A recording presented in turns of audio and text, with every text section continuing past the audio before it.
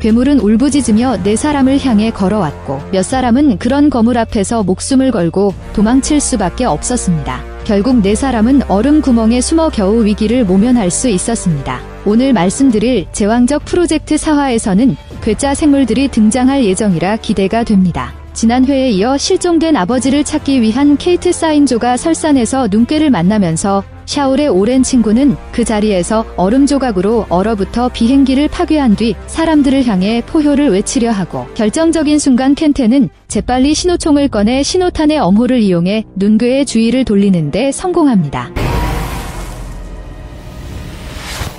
이 기회를 틈타 사람들은 부근의 얼음 구멍으로 숨어들어 얼음 구멍의 엄호를 이용하여 잠시 눈괴물의 공격을 피했습니다. 한편 미국 서부 유타주에서는 반스라는 여성이 쾌적하게 햇볕을 쬐고 있습니다. 그런데 얼마 지나지 않아 차에서 사이렌이 울렸고 의아한 표정으로 차에 들어서자 오래된 장비가 계속 깜박거렸습니다. 의문을 품고 그녀는 이 오래된 골동품을 새 장비에 연결했는데 그 결과 기이하기 짝이 없는 판독값을 보게 되었습니다. 곧이어 반스는 재빨리 제왕 조직에 전화를 걸었는데 알고 보니 그녀는 제왕이 조직한 47번전 초소로 괴수의 출몰에 대한 모든 정보를 감시하고 수집하는 일을 전담하고 있었습니다. 그녀의 보고와 함께 제왕 조직의 고위층은 곧 그녀와 연락을 취했습니다. 반스는 고위층에게 30AHz 수준의 감마선을 감지했다고 말했는데 이는 별일 아니었지만 이상하게도 방사선이 크게 증가하고 있으며 방사선의 급증은 펄서와 우주의 거대한 블랙홀에서만 나타났지만 그가 감지한 것은 고질라가 샌프란시스코를 강타하기 전날 지구에서 왔다는 점에 중점을 둡니다. 종합해보면 지금 어디선가 타이탄급 몬스터가 등장한다는 뜻이기도 합니다.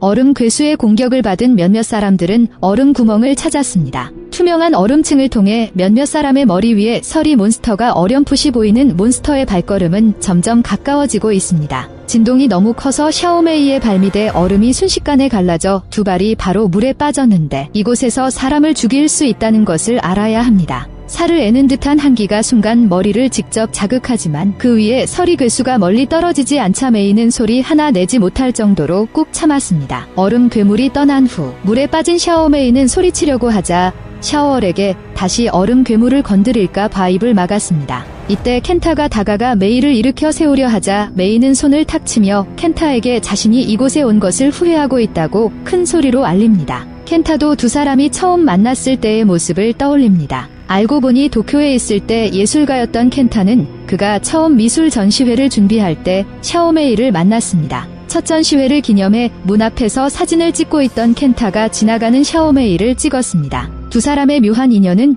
이렇게 시작됩니다. 두 사람은 켄타가 설계한 바에서 술을 마시며 마치 오랜 친구처럼 자신의 삶에 대해 자유롭게 이야기했습니다. 술이 새순배 돌자 켄타는 샤오메이와 함께 자신의 작업실로 가서 자신의 작품을 소개했습니다. 메이도 자신의 별빛을 꺼내 켄타와 함께 구경하며 친분을 쌓았습니다. 두 사람의 아름다움을 떠올리며 켄타 등은 어느새 산꼭대기에 올라 멀리 칠색의 빛을 보았습니다. 케이트와 슈어가 상황을 보러 가기로 결정했을 때 켄타는 반대 제안을 했고 그는 그 전에 언덕 너머로 어렴풋이 텐트를 보았습니다. 아버지를 찾을 단서를 놓치는 것을 막기 위해 건태는 먼저 그쪽으로 가보기로 했습니다. 헤어지기 전 샤오얼은 그에게 두 사람 중 누가 먼저 동족을 만나든 먼저 상대방에게 도움을 청하고 다른 사람을 도와달라고 당부했습니다. 왜냐하면 지금의 그들은 다른 사람의 도움 없이는 이 설산을 떠나기 어렵기 때문입니다. 그렇게 양측은 서로 반대되는 길을 걸었습니다. 하지만 한참을 걷다가 케이트는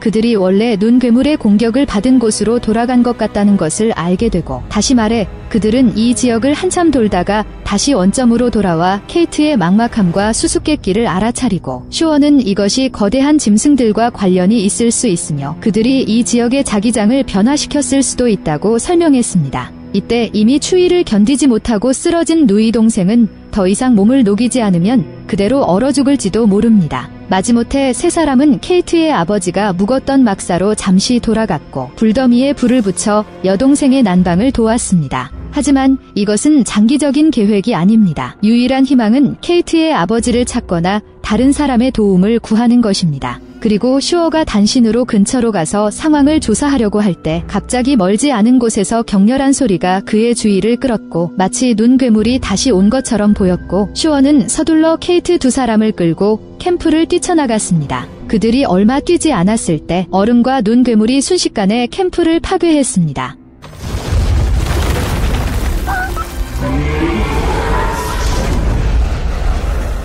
이때 제왕 조직은 반스의 발견에 따라 고질라가 샌프란시스코 다리를 파괴한 것처럼 곧 나타날 몬스터가 인간을 공격할 것인지 논의하기 시작합니다. 불필요한 인명피해를 막기 위해 소대를 파견해 자세한 상황을 조사하기로 했습니다. 한편 건태가 떠난 지 얼마 만에 그가 본 캠프에 도착했지만 이곳은 이미 텅 비어 있었지만 건태는 확실한 것은 그의 아버지가 이곳에 머물렀다는 것입니다. 버려진 장비를 보며 건태는 그들을 이용해 지원을 구합니다. 샤오얼이 살아서 떠나려면 먼저 설괴의 추격에서 벗어나야 합니다. 아까 설괴가 불길을 희석시키는 걸 보면 이놈이 불빛을 싫어하는 것 같습니다. 그래서 슈어는 친구의 시신을 이용해 폭발물을 만들어 상대를 쫓아낼 준비를 합니다. 그러던 중 헬기 한 대가 갑자기 날아왔고 동시에 놀란 눈 괴물이 다시 흙을 뚫고 나와 비행기가 착륙한 뒤 산산조각이 나도록 비행기를 향해 달려갔습니다. 유일한 구원 희망마저 무너질 판에 슈어는 미리 폭발에 불을 붙일 수밖에 없었습니다. 폭발음과 함께 눈 괴물의 관심은 빠르게 화염에 빨려 들어갔고 그가 고개를 돌린 채 달려가더니 큰 입에서 화염을 흡수하기 시작했습니다.